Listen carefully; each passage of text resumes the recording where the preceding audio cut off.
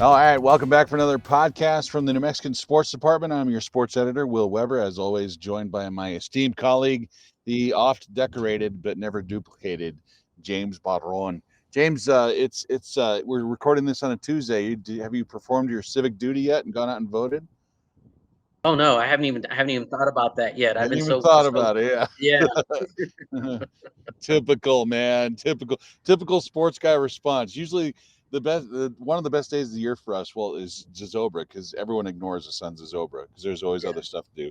And the other one is election day, but then they wind up buying pizza and stuff for everyone in the newsroom. They don't do that for us during the state basketball tournament. They never do Oh heck anything. no. Well, one, we're never in the office for the state That's basketball true. tournament. Yeah. It'd be kind of Yeah. a waste of money if you're just giving it to everybody else and not us. Well, last weekend apparently they threw some sort of celebration party for myself and Inez for our work anniversaries. I didn't show up, so I just didn't want to make it uncomfortable for everyone showing up in a newsroom where most of the people have no idea who I am. I don't want to And vice scare versa. anyone. Yeah, so no, it was funny because last weekend I went to Las Vegas. Took the wife to Las Vegas on kind of a vacation thing. Of course, I worked the entire time. The Lobos were happening to be playing a football game out there, and so I went kind of as a fan. I had not watched a Lobo football game as a non-media member. I looked it up since they played SMU in 1994 in Dallas at Ownby Stadium, which is now no longer there. They tore it down to build the current facility for SMU, and so it was weird to actually go to a game and sit there and just watch it as kind of this non-attached person. Of course, then again, I wanted they won the game. I wound up writing like a Yeah, and then you 25-30 suddenly went story. into you shifted into Yeah. journalist mode right Yeah, there. yeah. I told Sarah, I was like, I got to go do the post game press meet. Of course, I don't have a notebook, a pencil. I got nothing to write with, so just recorded everything on my phone. Went back to my hotel casino, which interestingly, as I was sitting there watching the game in Allegiant Stadium, home of the Raiders, Josh Grenier, the former St. Mike's athletic director, literally sitting right in front of me. I was like, what are the chances we're sitting in a 75,000 seat stadium? And you You picked know, the same you picked the same two rows, huh? yeah, yeah. So went back to the hotel and watched Game 7 and wrote that game story. So it was not exactly the best vacation for Sarah, but it was kind of cool for me. So it was fun to do that. But how'd you? That was my weekend. What'd you do last weekend? Oh my gosh, did you not see what I did No, Saturday? I don't read the Covered a paper sta when I'm not covered a there. state soccer covered a state soccer tournament game. Then I had to write up Robertson St. Mike's even though I wasn't there. Then I had to go do a boxing match, and then we obviously had the seatings there at like 10 o'clock. Which, by the way, thank you NMAA for doing it on deadline for us instead of waiting today to give Yeah. us something to write about them. But hey, that's all right. So Well, yeah, I pretty much wrote. I think I wrote about 80 inches of copy in about 8 hours. there you go. Well, dude, that's see, that's why they pay us the big bucks. That's why Yes, they it never is. buy us pizza for stuff like that. But speaking of the state football pairings that did come out at 10 o'clock on a Saturday, which is always stressful. The ones the two really the two pairings we were looking for us was the 5A bracket, which involved Yeah. Capital. Would they make it in? They did. So Capital's getting sent to the hinterlands. They have to go down to Anthony on Friday to play Gadsden, which is I think it takes like 3 days to get there by train. It's just a god awful drive. But the other one was 3A. We knew St. Mike's was gonna they'd cinched the number one seed. That's been something we've known about all season. But the big surprise, well, not really surprise, but was our guest today, Zeke Villegas, who's the head football coach at Pojoaque. Pojoaque lands a 3 seed in the AAA bracket, which is, if anyone out there has watched high school football forever and ever, is it's just so weird to see Pojoaque not only as a decent seed, but a top 4 seed, and it Yeah. shows you the amount of work that Zeke and that program have done over the years. They've really just established something pretty special. No, they certainly have. And by the way, Will, it was a 4 seed. Four seed. Oh, His sorry. Yeah, that's right. counterparts up on the hill were the 3 seed, and That's right. obviously made all the Southern coaches very happy. They were very thankful that Los Yeah. Alamos was rewarded for its undefeated season and Yeah. not given a 5 seed. I say that facetiously because every Southern coach asked why was Los Alamos a 3. Yeah. We So, can but talk about that we can too. talk What? about that later. But as far as Milwaukee, I mean, they knocked down a lot of barriers this year. Yeah. I think they had their highest finished in District 2 AAA, finishing tied for third or second. Actually, they were tied for second with Hope. They get their first ever home game. They also get their first ever bye on top of that. Just knocked that out, right? right out of the bat along with the home game, and obviously getting its highest seed ever. Mhm. Regardless, I mean, and they've been playing football since 1996. Um, you can make the argument that this might be their most successful season of all time. Just based on what they were able to accomplish there, and a lot of that is what Zeke's done. And I mean, he's got a team that I think talent wise is capable of beating just about any team in 3A. Except I mean, I guess we'll just need to say it, except for St. Mike's, because I think everybody's had their shot and hasn't quite done it yet, except for Dexter. But I think his teams are extremely talented. He's got a lot of depth, and they're pretty fun to watch. When they're on. So You hear that, Zeke? James he's already has you getting eliminated in the state semifinals against St. Mike's. How do you feel about that? I mean, for us, to be honest, I mean, every week we're the underdog. It's kind of what we've been all year, which is okay. I mean, like I always tell my kids, we got to earn respect, and the way we do that is we win the big games. And I feel like we won two of those big games this year. Beating Robertson, beating West Las Vegas. Competing with hope. We lost by one. Will, you were at that game. So Yeah. we stalled in the red zone three times, and those are little things that we're working on now, to come into the state playoffs and, make some noise and, kind of show everyone what we've been working for. And this is just a one year thing. It's been 3 years of work, since the day I got there. From the first off season, we've had 3 great off seasons, weight room, kids are buying in, understanding that, Pojoaque does have talent. Pojoaque is capable of being a top team in the state. So, I mean, for us, I mean, we love being the underdog. I show them your predictions every week. We watch your podcasts every week. Oh, And actually it's helped us, it fuels us. And I've told them, like, we have to prove to everybody that we are this team. We can't just say we are this team and just you can't talk about it, you got to be about it. So, I feel that we've done a great job, this year. Kind of went over our losses yesterday, and they're not losses to just anybody. I mean, Jose Academy, we did drop that one. We didn't have our quarterback, that weekend, but still had, the rest of our guys minus Jonah. But they were 4 seed in 2A. We lost to St. Mike's. They're the 1 in 3A. We lost to Los Alamos. They're the 3 in 5A. So, and then, Hope is the 3 in 3A. So those are our 4 losses. I mean, that they're not losses that, you go back and say, well, we didn't just lose to a team that was, 1 and 8, mhm. 2 and 7. So, that's kind of what we're looking at, the overall picture. But like I tell them, at the end of the day, look where you guys are at now. We broke it down into 3 seasons, and I told them at the beginning of the year, it's pre-district, district, then playoffs. So, we've already done the first two, and I feel pretty good about how we performed. But definitely got to clean some stuff up. A lot of coaches I've talked to, they've told me you guys are your own worst enemy, and we are. We've talked about that as a team, and the red zone, stalling in the red zone, we've done that a lot this year. Against West, we were 3 for 3. So I mean, that's a good sign of headed in the right direction going into the state playoffs. Mhm.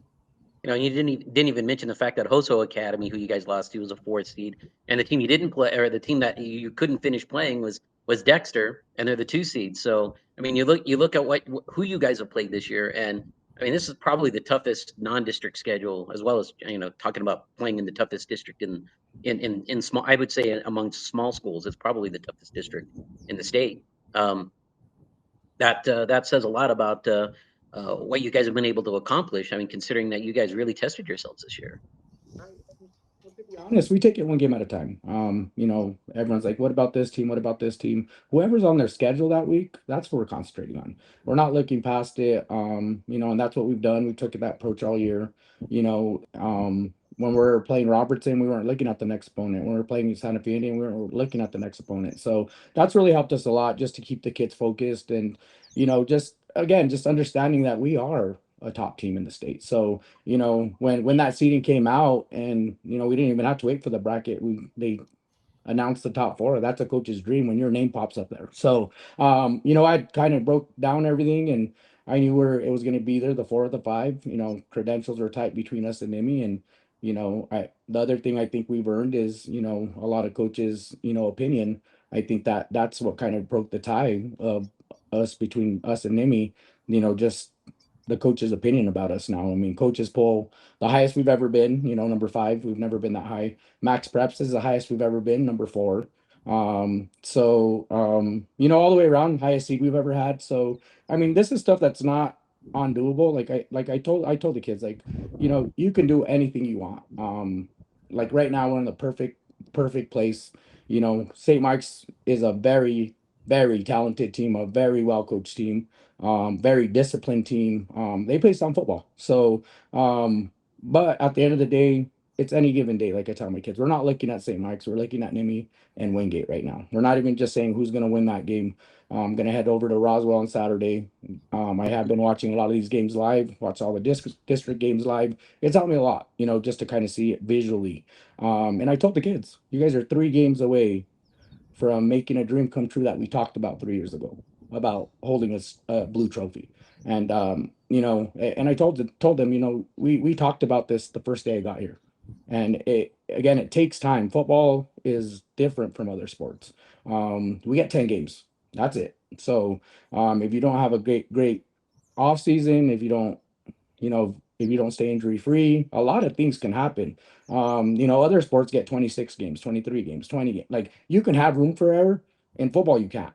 So that's why I tell people, like, football, it takes years to build a program. So I really feel like when I got there, I really felt that we would be where we're at right now, year 3. And we are junior heavy. I mean, my main class we started with are freshmen, and we got one more year with this freshman class we started with, and they'll all be back next year minus 3 starters. So I mean, we feel pretty good about the future. But again, I mean, foundation, I think that's what coaches forget about as well is, building that middle school. And, it's kind of a blueprint that I took from St. Mike's. And, my son went there for 2 years and they were already running the playbook. They were already doing the verbiage. They were already stretching the same and chanting the same. So those little things we've installed at Pojoaque. And our middle school has, done well the last 2 years. And I mean, you got to have a foundation of a house. Like if not, you have 3 or 4 good years and then you have 10 bad years. So that's what I don't want. And I feel like we can look down all the way to the 6th graders to the juniors, and we feel that we have some solid pieces coming up for about the next 7 or 8 years.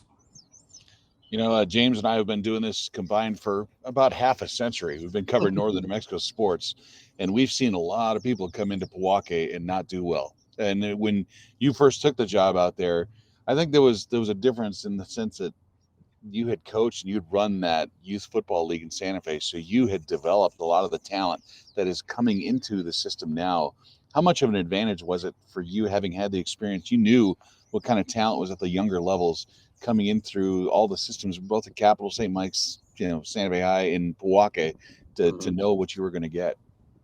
I mean, it's big because, right now we have 7 quarterbacks in the north that played in our league that play on different teams. So we knew, I mean, we know what's out there. That's why I know you guys know that I applied at a lot of northern jobs because there is talent everywhere in the north. And it's spread out with all these teams. I mean, you have Jordan Herrera played in the league. Um, Kamal Stitt played in the league. Like, you have big names like that have played in the league.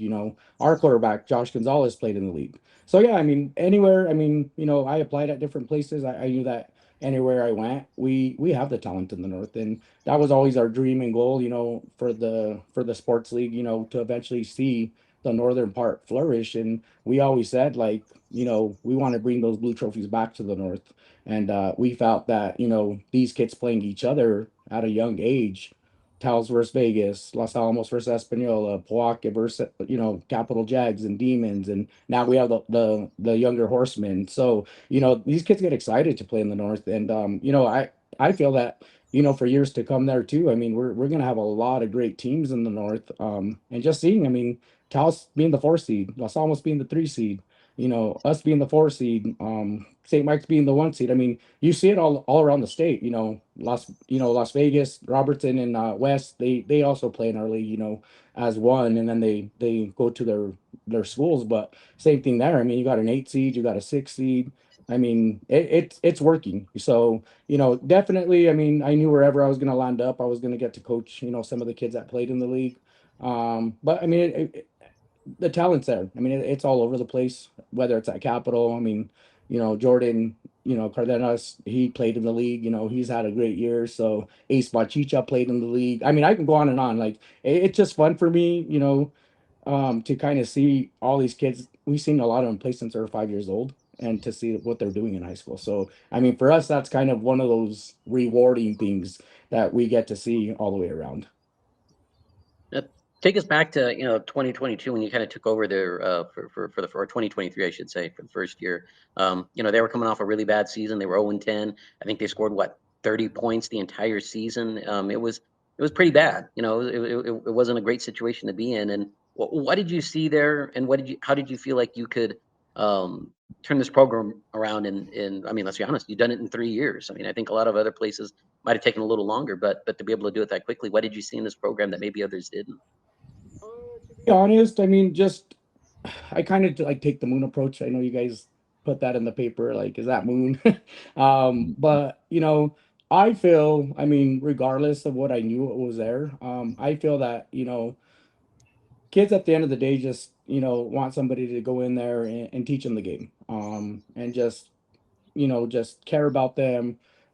Just put everything into them. So regardless of where I was going to be, whether it's Pojoaque or any of the other schools I played, I felt that we definitely could turn whatever was there. Because we did see some decent years out of Pojoaque and some talent there. A few years before their own ninth season, and a lot of kids that played in the league played on that team. So definitely knew that there was some talent there, and just the biggest thing is just kids buying in. And I saw Moon turn programs around for years. And for me, I think I landed in the right place. I applied a few other places that had made state playoffs in the past, and for me, it was just like for me to write my own story. Because it's just something that we would have to build from where it was at to now. And so that's what made me excited about it is I love challenges. Every time someone says, your team's not going to do this, your team's not going to do that, I go back to my team. This is what they're saying, and let's go prove them wrong. And so that's kind of our mentality. When I got there, the biggest thing was building confidence. Because when you haven't won and you haven't accomplished a lot of things, that's the hardest thing to break is, you know, teaching them how to be winners. And so I think that we're getting that in the right direction. The confidence is there. The confidence has been built. Now it's the mental toughness that I'm working on. And I think that's once we get that, we truly are going to break to where we need to. Because one thing I did see this year besides the other 2 years is finishing games, pushing through when our backs were against the wall. Because in years past, there's some of these games that we would have just folded our tent. I feel last year there's some games that we could have pushed through. I mean, we beat Los Alamos last year, very good team. And that game, I think we really won that game, I think, because there's no fans there and there's no pressure. And, it's just us in the football field and us and another team. And that's the way I zone in as a coach. I mean, when I get there, it's me in the field and my team. I mean, there's no fat. Like I just zone everything out. So I think for the kids, it just really made them concentrate on what was in front of them. But last year, I mean, I feel like we could have won some of the games that we didn't. But I told them before district started, that Hozo game, I really feel that it helped us more than hurt us. Because I told them we can go one of two ways. We can sit here and feel sorry for ourselves, or we can push forward, put this game behind us, and also learn that anyone could beat you on any given day. We could beat someone at any given day. So I asked them that day, after we lost, and I told them, all I ask from you guys is like when things are getting tough, don't give up on me, please, and just keep pushing through. And I feel that, after we talked that day, they have. I mean, we easily could have been 3-1 in districts. I mean, like I said, at 1 point difference at Hope and stalling in the red zone. And so, 2-2, I mean, in this district is also amazing. I mean, 3-1 would have been really amazing, would have been district runner up. But I also told them going into the West game, let's not leave it in someone else's hands. Let's go take care of business tonight. let's go get this one, let's go win, and let's go get a top 4 seed. And so that was kind of the talk of the week, and just kind of, just telling them, believe in yourselves, and make things come true. Yeah, I was at the Hope Christian game in Albuquerque, and you're right, that was a game where you just didn't finish. You had several opportunities to win that one, and my knee jerk reaction after the game was that's a crushing loss, and it could easily have turned against you guys. But I stood outside your post game huddle and I listened to how you address the players, and it was just a very kind of like, it wasn't a fire and brimstone speech. You're not yelling at these guys and belittling them. It's just like, hey, we lost, we had our shot, we didn't win, let's just regroup, come back. And you could see that over the course of the 3 or 4 minutes that you spoke, the players went from that dejected feeling to, you know what, yeah, the sun does come up tomorrow, we do play again next week, this thing isn't over. And that, to me, I think from a distance, that's what defines the really good teams, is the teams that are able to kind of flush things out and move on from that. And you guys have done that pretty well all season. And my biggest thing is just, I mean, I've coached wrestling before too, and quick reset. Like in wrestling, you got a quick reset. You got to get back at it. Quick reset for football. You know, they thought they lost that game, I think, and they thought it was it, like that we were gonna be a 10 seed now. And look what happened. 3 weeks of working hard. We lined up being where we're at because we pushed through. We continue to play football. And again, I think it's just that comfort level for kids. Like you got to reassure them that it's okay.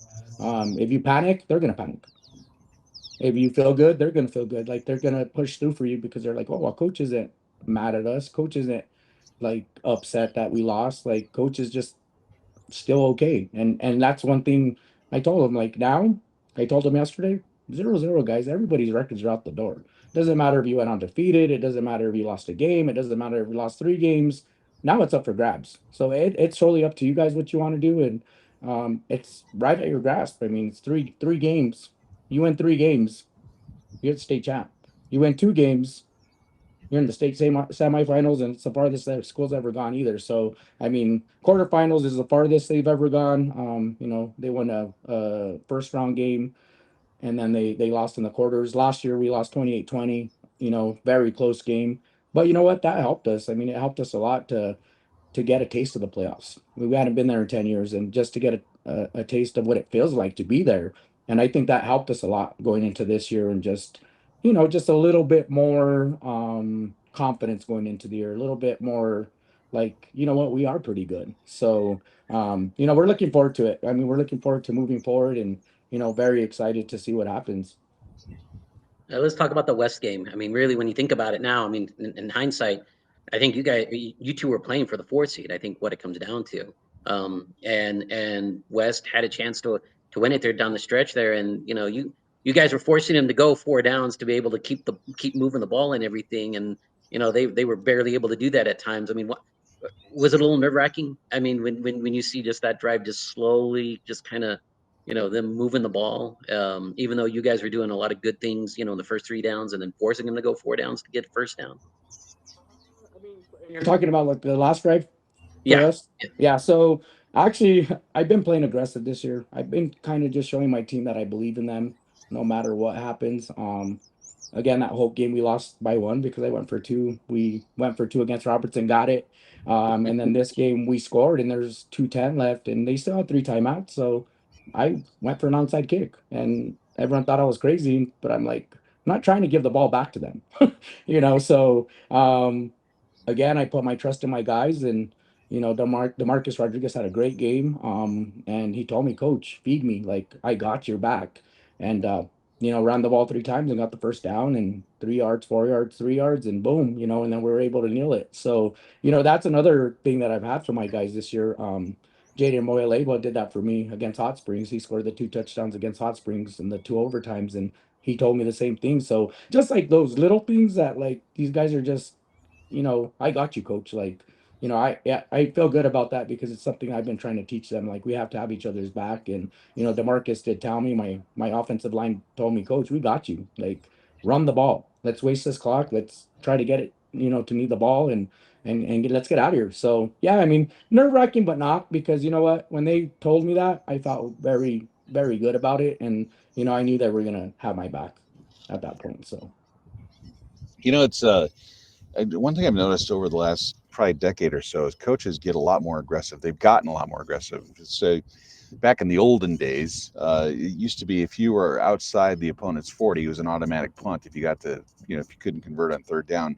Now you see guys going for it all the time, like your onside kick. You're taking gambles, but I think the metrics have played itself out to show that those could be positives. The riskier you are, the better off you are, even though it can hurt you sometimes. Where does that come from you? Because look, you've been around the game as both an administrator, a coach, a parent. You've done everything. Where does your ability to roll the dice come from? honestly, it's like I tell my kids every day, if you want something in life, go get it. And that's the same approach I take for football. If we want to win this game, we got to be aggressive. Like we can't just be like, oh, let's give them the ball back and hope we stop them, or let's kick the PAT and go to overtime and see what happens. So I try to teach my kids every day, like, if you want it, be aggressive, go get it. Like nobody can stop you but you. And so, same thing, the at Hope, I did ask my team because we are 2-2 for PATs. Mm-hmm. What do you guys want to do? Coach, let's go. And so, that's one thing too. I think that I'm a little bit different from coaches. I listen to my kids. Like, no, I mean, sidelines is different when they're like, Coach, let me, like, that's different. Like, but whenever, when it's a crucial situation, or like Josh is telling me like, Coach, I see this or this, I'm listening to him. We've gotten some big first downs or touchdowns because of him. We won games because he sees something, or my lineman is letting me know that, like, he can take care of his guy and run it through that hole. And so those are the little things I think, a lot more coaches really gotta just listen to their kids. And I think that's what kind of separates me from, I think, some coaches. I don't shut my kid down when he asks me, like, Coach, like, can we look at this, or Coach, I see this. Like, I take it. I mean, they're on the field, I'm not. So you can go back and watch film, and film's going to tell you a lot, but they're in the game. I mean, they see things.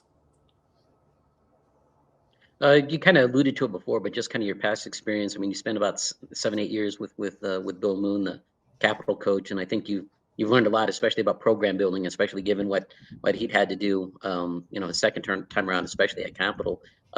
What'd you glean from that, and how have you kind of incorporated some of that of his elements into how you wanted to build your own program? A lot. I can't thank him enough. I sat with him for the St. Mike's Robertson game. I mean, almost the whole game. And we talk all the time. But to be honest, I mean, when I did coach with him, it was 8 years out of the 10. I mean, there's a couple years I took off, just because, the job I had, it was just pretty demanding. But just every year I wanted to learn a different individual group. I wanted to learn the admin end. I wanted to learn the inventory end. I just wanted to learn the back end stuff. Like, head coaching is just a bigger beast than what people know.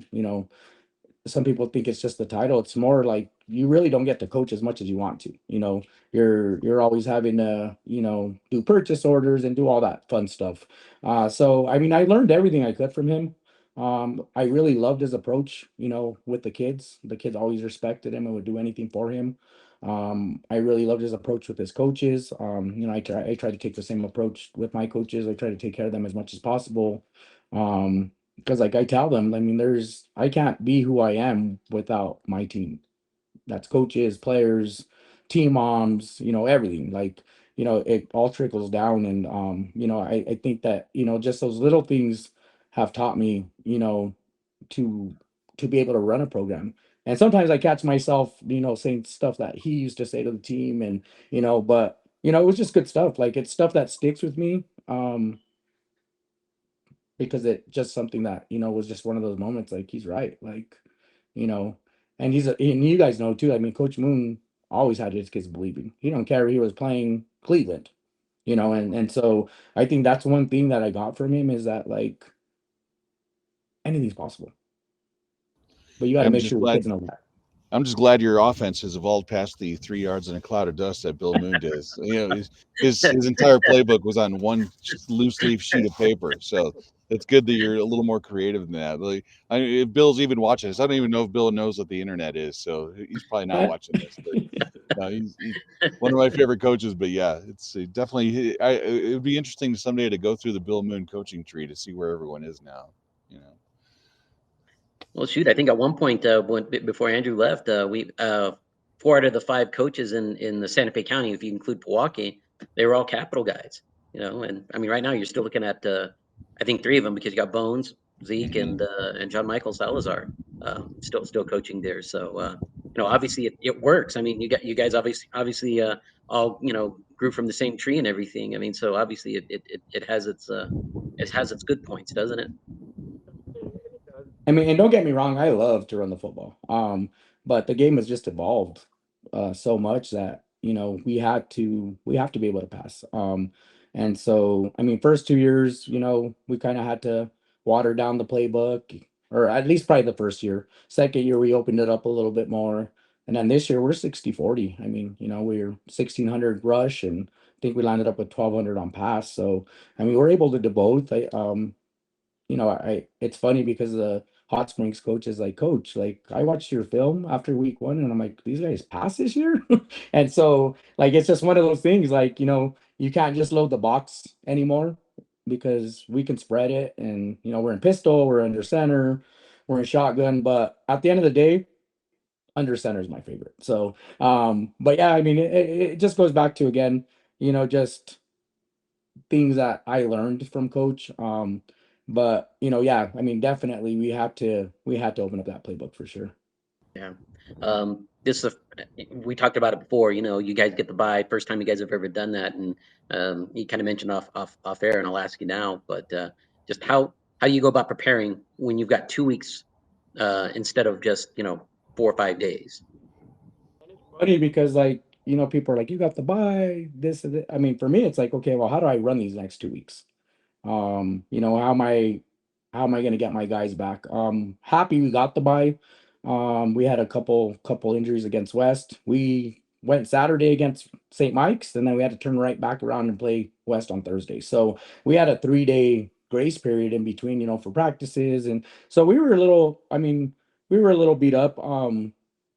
I will tell you that we are fully healthy though.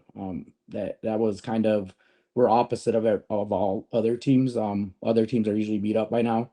We were beat up the first 5 weeks, and now we have everyone back. So we are taking the approach. Yesterday went light day. Did a workout. We're still in the weight room. One thing I don't ever stop during the season. Did a light workout. Did a walkthrough, and just in helmets and just practice jersey. And then we're gonna go the next 3 days. We're gonna watch film, just more walkthrough stuff this week. Still conditioning. Not like we normally would on a week that we had a game, but we're still trying to keep that moving. Because like you said, for me, just like an adult, everybody likes consistency. Like you gotta do things the same, because if not, I think the kids just get a little lax, comfortable.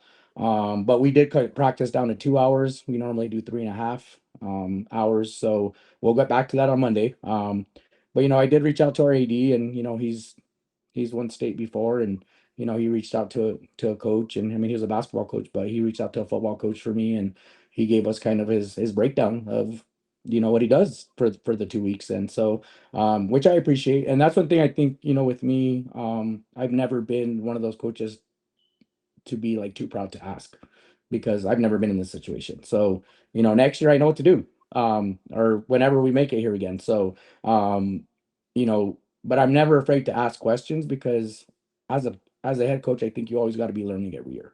Regardless of, because it's not the same from 20 years ago to now. I mean, it's just, you got to ask questions. So, but yeah, Yeah. I think like we're gonna be a lot better for it.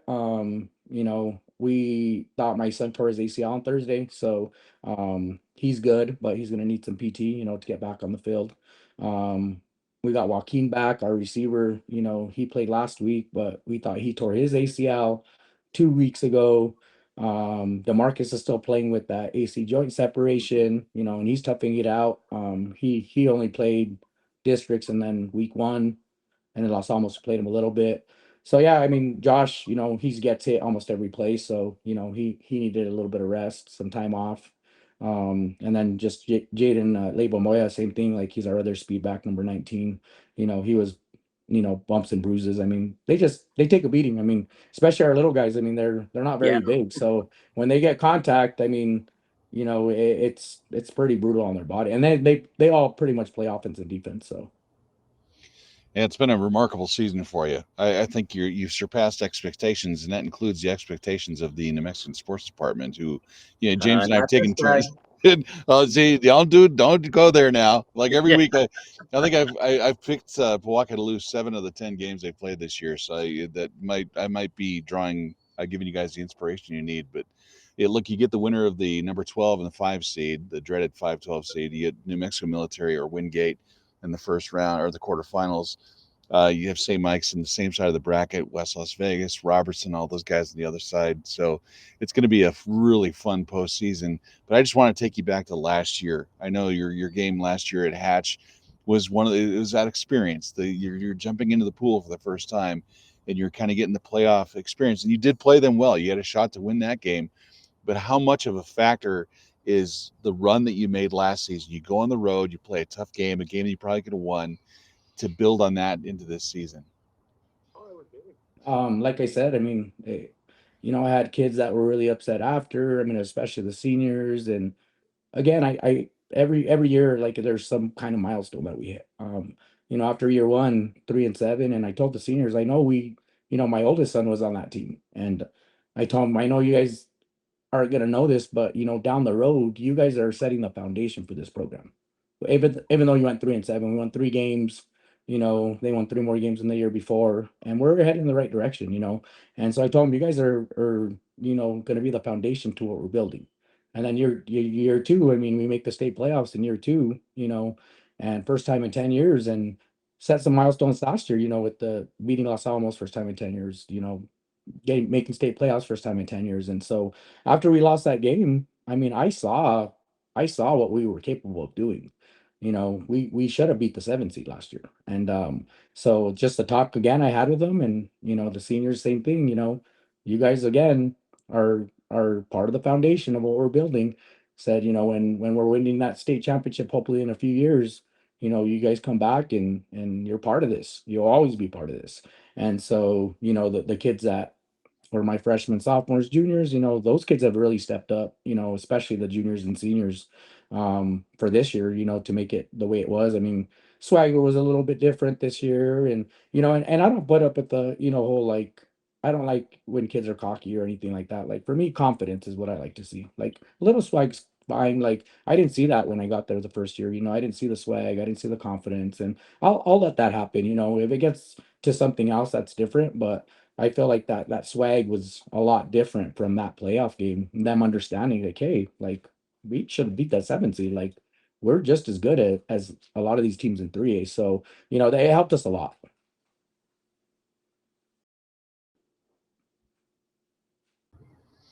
See, watch James is silent now because Yeah. Well, you're trashing on him just as much as I was all season there, buddy. no, I called him the beginning of the year. I called him the dark horse, and even Zeke has mentioned it to me a few times when we talked. They were kind of the team that I said could make some noise, and here they are. Yeah. Now Well, again, and I kind of mentioned it again a little bit, and I think even Zeke alluded to it a little bit in his discussion here. But the discipline part is going to be the big thing now. I mean, I don't think it's a physical thing. I don't think it's a talent thing anymore. It's now about a mental thing, and I think that's the one thing that Zeke's talked about there is just now they've got to be mentally tough and to be smart and to play good smart football. At the peak time of the year here in November is that a fair assessment there, Zeke? Yeah, to be honest, I really feel we haven't had a complete game this year. So I'm waiting for it. I'm hoping it's coming up. And when we do have that complete game, I think people are gonna really get to see and see what this team was really fully potentially driven to be. And we have some pretty fast running backs. We have a really good quarterback. We have a really good receiver. Um, our defense is playing a lot better, the last 4 games. I told him last night, like, we've been able to stop the run. That's one thing we were not able to do at the beginning of the year. We've adjusted there. And, we our offensive line has been played, better. Our defensive line, had we had one kid have 3 sacks against West Las Vegas, so it's coming together. But we have not had a full complete game yet. So, we're hoping it happens, either in the quarterfinals and if we get past that game, hopefully we can put another game together in the semifinals. So, but again, we're looking at quarterfinals right now. I mean, it's not going to be an easy task, like people are asking me, well, what do you think? I said, well, we're pretty evenly matched. I mean, they could have easily been the 4 and we could have been the 5. And so the 4 and 5 matchup is an even matchup. So we have to play perfect football and take care of the ball and eliminate the mistakes for sure. Well, I can't wait to see it. It's going to be look. All the fun starts this weekend with the opening round games, and then James and I have discussed in the last couple of days. November 14th, 15th is going to be gray hair time for the two of us because we're going to be all over the place. Yeah, a lot of sports converging at the same time, so it's going to be nuts.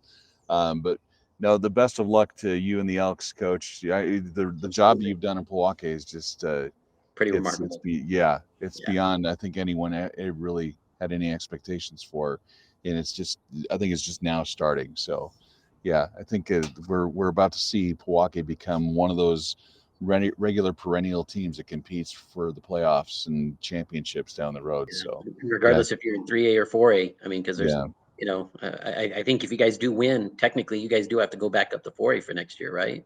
Yeah, I mean, either way we're ready. Like at the end of the day, I mean, we were in the hardest district for 3A. So, I mean, I think that gets us ready to go back up. And, I feel like our administration right now, that we have in place with Dr. Seguda and Jimenez there, I mean, we have the support for sure. So, I mean, that always helps. And so, no, I mean, regardless, I mean, we'll play wherever we're at. If we're back in 3A next year, we're still in the hardest district. If we're back in 4A, then, we'll probably be in that big district. And I feel we can compete, So I think at the end of the day, our kids will be ready at the end of the day. So. Well, with that, we're going to take a break. James and I will come back and break down some of the high school playoff stuff going on this week. The state soccer tournament ratchets up tomorrow, which is November 5th, Wednesday. And then, of course, we have volleyball, we have cross country, the football playoffs, all the college stuff going on. So, yeah, there's a lot for us to do, James, and it's already giving me a headache. So, Zeke, I really appreciate you coming on, man. It's always good talking to you. You're just one of the best coaches for us to talk to because you're always so personable, win or lose. So, thank you for coming on and congratulations on what it's been a great season. Thank you guys, and pick against us next week. Yeah, I will. We're good with it. I'll pick against you in the bye week. We will. I'm going to pick you to lose the bye week this week. I might have to do that. So, all right, thanks, guys. We'll be right back after a short break.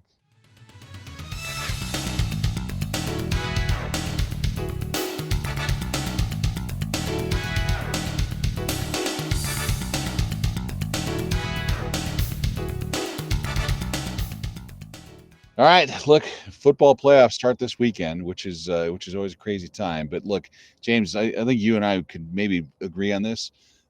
There has to be a level of common sense that plays into the football seeding and selection stuff, because when you have a 1-9 football team get into the state tournament, look, and I understand you can make the point that Deming plays in a tough district and they've done this, they've done that, and the rhythms suggest certain things.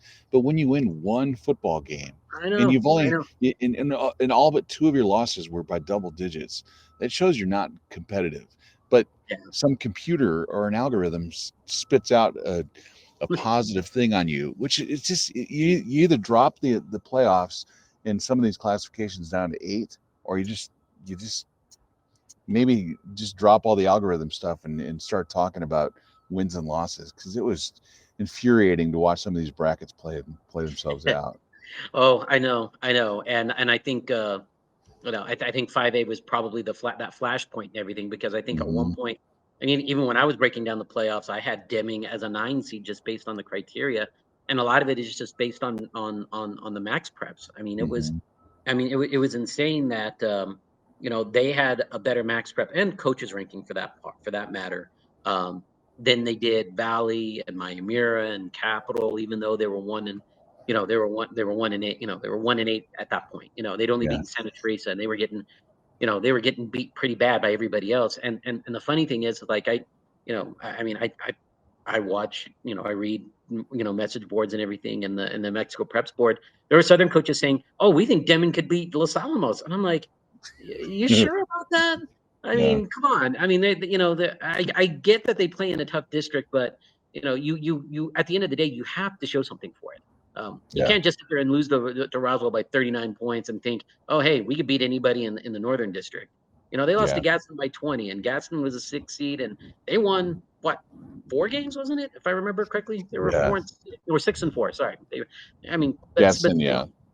yeah, Gadsden. I mean, but they're just I think they're where they need to be. A 12 seed, a 1-9, yeah.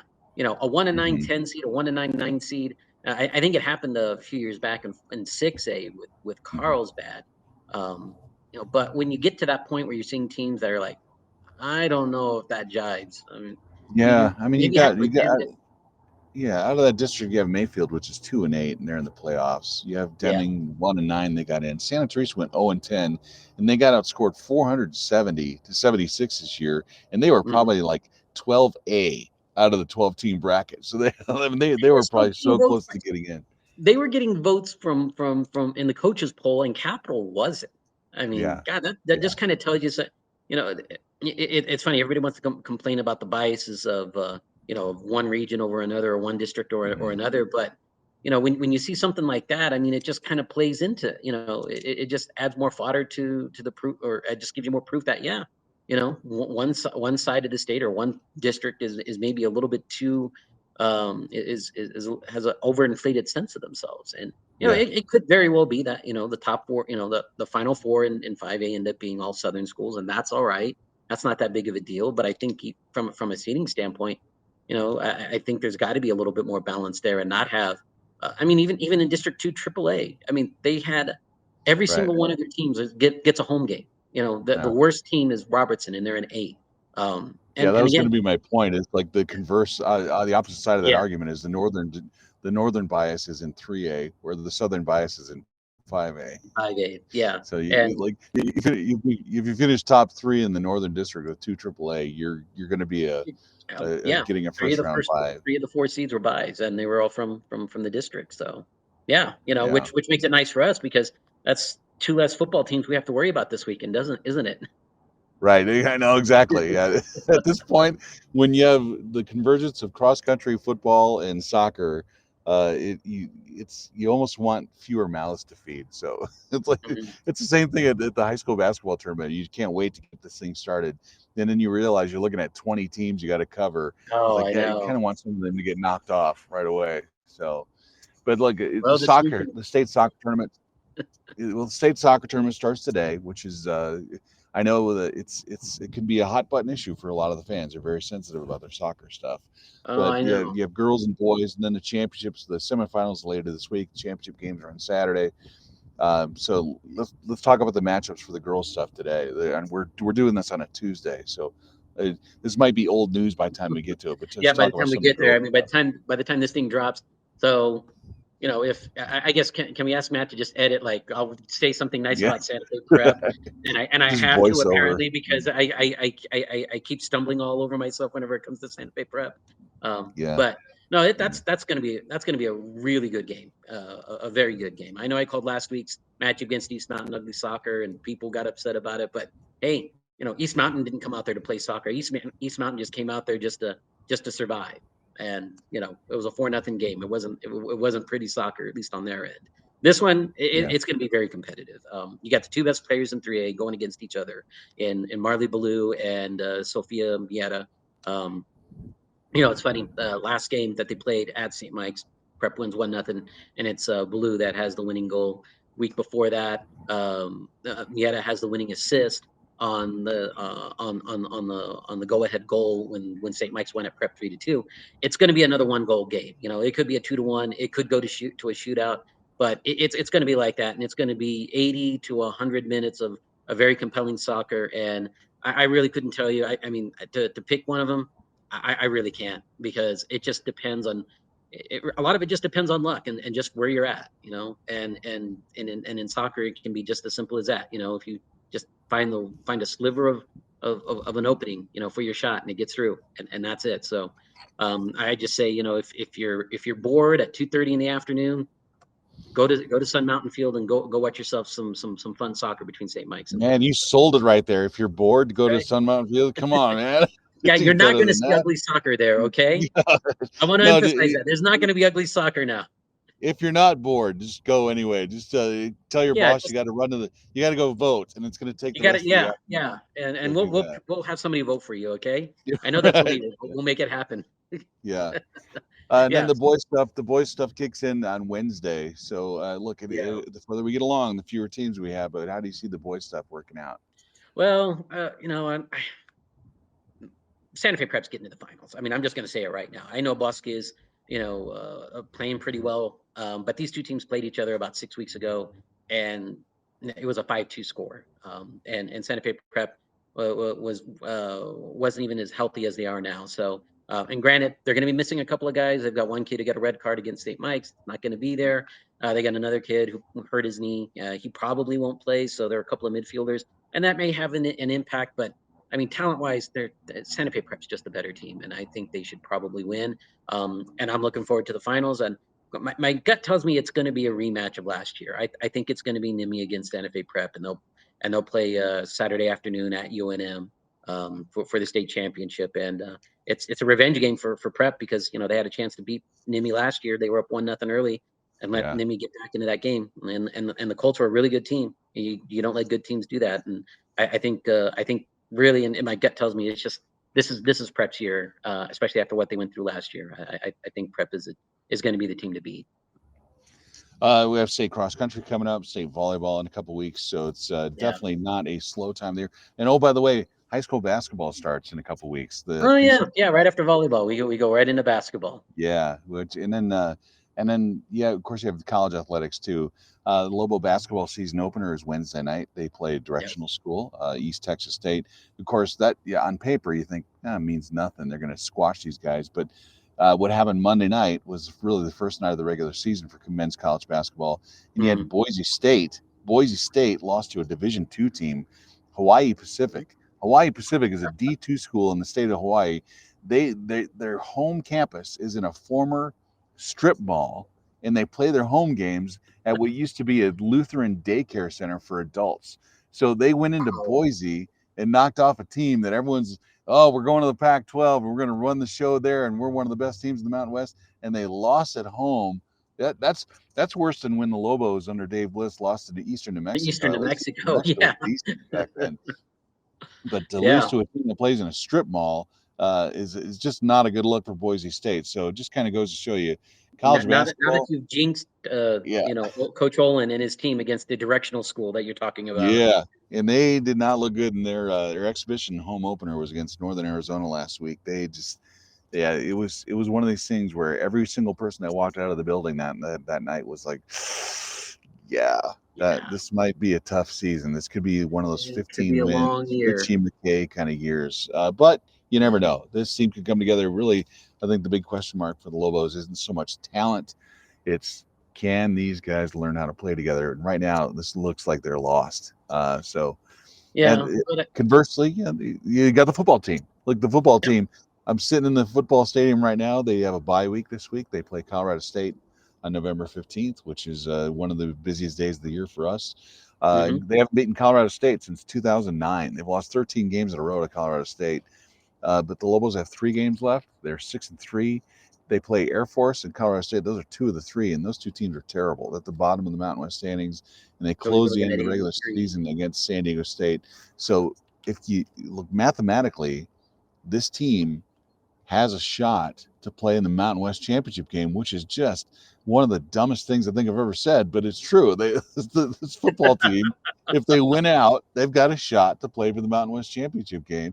A team that was picked 11th in the preseason, and I know, and they could be playing for a conference title, and crazy. I think we were all going to be happy if they managed to win maybe 3 games, and they've already exceeded expectations. And could you imagine how insane this place would be if they got to the conference championship? Because unbelievable. Yeah, it truly would, and obviously, we really would need to start our Jason our little box with Jason Eck is going, to insert school Yep. because obviously he's definitely making a name for himself here, and you'd like to see Yeah. him stay around for a few years just to show that it wasn't just a flash in the pan. But hey, if they come with enough money, it's hard to say no. And that's the thing about Jason Eck is the guy has done a remarkable job. When he got hired, there was some question marks about it because he'd never coached as a head coach at the upper level of Division One. Coached at Idaho. Really, that was his only experience as a head coach in college. And the guy comes in here and he owns the room, not from this commanding presence, just he's talkative and he's one of these rah guys who gives the power to the Engaging. players. Yeah. Yeah, and so people really have drawn themselves to him. And this team, he even mentioned it after the UNLV game over the weekend. He said back in the spring, his son went home. They had a break in spring practice.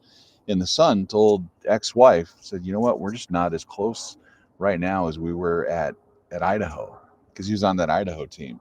And here we are a few months later, and this team has turned into a cohesive unit where they play together. And look at the UNLV game, you can tell they take a lot of pride in what they do. And, Yeah. and they went into that game. They beat a team that has played the conference championship game 2 years in a row.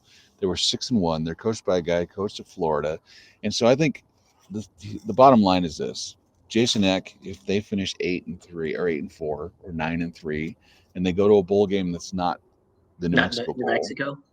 and they have that reputation, he's going to get offers from somewhere, Yeah. whether it's Wisconsin or someplace in the Big 12 or maybe an SEC school. I don't know if he's an SEC guy, but we will see. He seems more of a Big 10, a Big 12 Yeah, kind of Big guy. 12 guy. Yeah, I could see him doing something like that. And those coaches in those big How about leagues. Pac-12? Yeah, Pac-12, exactly. You go coach at Oregon State. Oregon State doesn't have an opening. You can do that. But he'll be here another year or two. Maybe he leaves after the season. If it does, it's a real kick in the mouth for UNM because they're on their third coach in 3 years, and they'd have to go through another coaching search. I think the bigger picture is the University of New Mexico has shown that they're willing to throw some of the resources that Yeah. they need to keep football successful. It's not like this guy's making minimum wage. He's making $1.2 million a year. He's the highest paid coach in the state of New Mexico, and so they're giving him the resources to do what he needs to do. Of course, they're going to improve the stadium here in the next year or two. They're going to do some work on that, but they're going to lose him. He's gonna bail at some point, and just don't hold a grudge against the guy. He came in here, did Yeah. what he needed to do, and he's leaving. So there is that. But and then on top of everything else, yeah, the high school basketball stuff. I'm going to take that week off. I'm going to let you handle all the high school basketball previews, and I'm going to I go got hide it. in a drawer somewhere because high school basketball it's as much fun as high school basketball is. It's like, oh my gosh, now Well, you already you got a got. migraine just saying the word high school Oh basketball. yeah.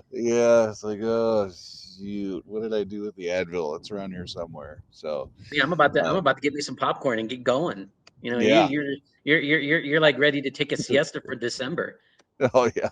Well, that's the thing is you and I think I have about 700 hours of unused vacation time. You might be up Yeah, around and eight or I've got nine about hundred hours. 500. So So you went to go watch the Cardinals and Titans game, and you worked the entire time. I went to Las Vegas, went to the yeah, Sphere, and the entire time I'm working I'm though. working. I know we Yeah, can't even get away from working. work when we're not working. No, it's hard to turn it off. It really is. It's Yeah, difficult. it So is. yeah, and my wife, yeah, I mean, she's the best thing in my life. But she would just sit there and look at me like, "What are you doing? What are you? We're supposed to be relaxing, but that's I know. the Her and Chris could have a nice little session oh together just talking yeah, about. yeah. It was funny because right after the game I bailed. And I went to the post game press conference, and she's stuck in the stands. Of course, they clear the stadium out. Which, by the way, Allegiant Stadium is the first time I've been there. Within 30 minutes of that game being over, they kicked everyone out of the building, including my wife. So she had to wait in the parking lot, and I had the car keys. So I'm sorry about that, Sarah. Even better. But Oh they God. they they were they started rolling up the turf immediately for the UNO, and I had a chance to walk across the field to get to the post game. Their turf is like a mattress. It's so comfortable. It's the softest turf field I've ever been on. But they roll this thing up into giant cigar shaped rolls, and they just take it into the inners Take of it the out. building. And then they start, as I was leaving, they were rolling in the tray for the Raiders field from the outside, which is on these railroad tracks, and they just bring it into the stadium, and the conversion is really, really quick for that place. So yeah. Apologies to my wife for making her wait out in the parking lot, which is kind of it's not the nicest you get to place. see something cool. Come on, man. Yeah, except the Allegiant Stadium, as nice it is to look at, it's not in the greatest place in town. You know, it's kind of, especially in media lots. So I got there and she's sitting by the car in an empty parking lot. I was like, gosh, you could have gotten sex trafficked out here. It could have been bad. But wow, way to think positively there, Will. Yeah. So sorry about that, but yeah, working vacation is kind of what that turned into. So yeah, it kind of did. But hey, you got to see the Wizard of Oz. Yeah, man, I tell you, anyone who's, I'm sure that some of the people watching this, if you've ever been to the Sphere, it's well worth the amount of money. I'm not a Wizard of Oz guy. I didn't really have any expectations, but that was incredible. I can't even imagine what it'd be like to go to watch the Eagles or In Excess or whoever else plays in there. Yeah. You know, it'd be pretty cool. But yeah, it's you're literally sitting inside of a stadium-sized IMAX theater, and they're throwing stuff at you. They're throwing foam apples at you. They're dropping leaves on you. It's crazy. It was a lot of fun. So, and when they do the part where Dorothy's in that forbidden forest thing, and they're talking to the tree that has all the apples on it, and when the apples start falling down, they drop apples from the ceiling or where they come in from somewhere. And I knew that was going to happen because a buddy, you and I play with Shane Kendall. He'd gone there and he said, yeah, they drop a bunch of apples. I thought, I'm going to fight somebody for one of those. I'm not walking out of here without an apple. So sure as hell, man. A couple of them landed. One of them hit me in the eyeball. It's like, and the guy next to me was going for it. It's like, dude, I will smack you around. I'll throw you over the railing to get that apple. So I came out of there with a little foam apple. It's about a little baseball size thing. Yeah. So success, and I didn't get in a fight. Totally worth it, right? No, totally worth it. Yeah. So if you ever go to Vegas, and then plus while we were there, they're setting up for the F1 race. The F1 race is on. Oh, that's right. It's coming up here. Yeah. Yeah. So the Las Vegas Strip, half of it, they're already setting up for the straightaway for the F1 race, which just traffic's already a disaster. But now it's even on worse. a magnitude of 10 worse. Yeah. So pretty cool. And they'll probably have the Raiders playing that weekend too, so that'll make it even better. Yeah, the Raiders did play Jacksonville this past weekend, which was kind of cool because it did alleviate some of the traffic congestion around there just a tiny bit because you have 70,000 people going to watch that. But yeah, pretty cool. And then on top of everything else, it was Halloween. You know, Las Vegas is a Halloween party unto itself, but now you actually make it Halloween, and it was like, oh my goodness, it was a giant freak show. So with that. Yeah. Anyway, so that's it. Our hour-long podcast with Zeke Villegas state soccer tournament. We got our newsletter coming out. A lot of stuff going on. So, but I appreciate you tuning in, and next week it'll get even better. So, thanks for tuning in.